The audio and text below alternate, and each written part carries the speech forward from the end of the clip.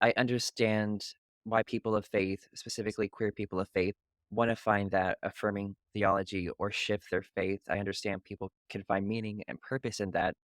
But for me, I did not want to find that affirmation in theology. I decided for myself that I could do that on my own and not let a rigid system define me.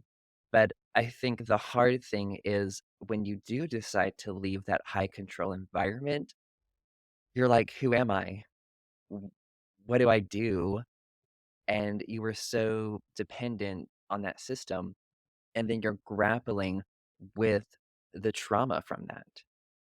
And I think through the healing of that, it's really hard to admit that system is harming you because in these religious environments, they never paint themselves as the issue. If there's an issue, you are blamed and you are shamed. You need to pray more. You need to believe more, trust, read the Bible, whatever. All these lists of things you're supposed to do.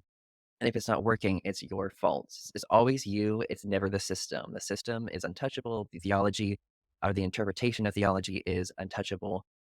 And for me personally, I remember basically being told, "Oh, yeah, you can pray to God and you can be healed from homosexuality," because in the IFB, it was seen as a disease, even just an attack of Satan or a demon expressing itself through you. It was seen as very demonic.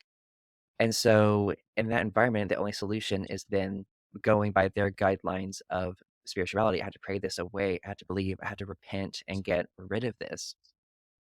And so there's so much trauma from all of this self-hatred in that environment and the just internalized homophobia and not being in an environment where you're loved and accepted for who you are and where you can express yourself and your needs.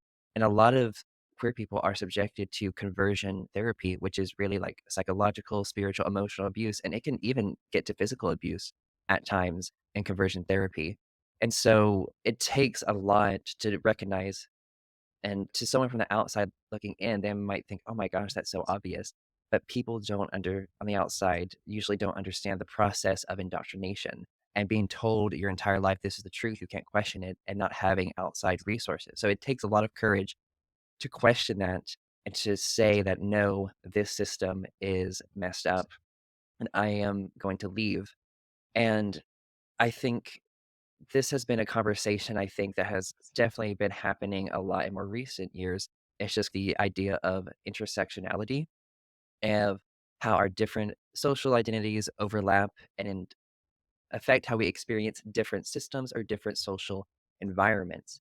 And a lot of activists are calling for we need to just dismantle these systems completely.